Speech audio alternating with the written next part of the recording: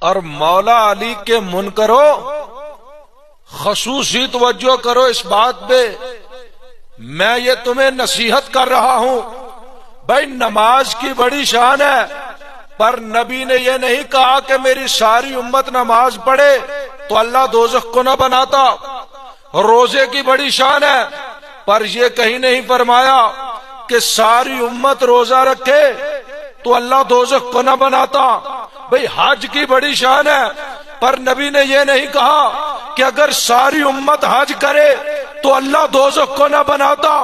لیکن سنو، ولایت علی کا اقرار اتنا ضروری ہے اور یہ اتنی مضبوط چیز ہے، امام الانبیاء نے فرمایا کہ سارے لوگ اگر محبت علی پر جمع ہو جاتے تو اللہ دوزخ کو کبھی پیدا ہی نہ فرماتا۔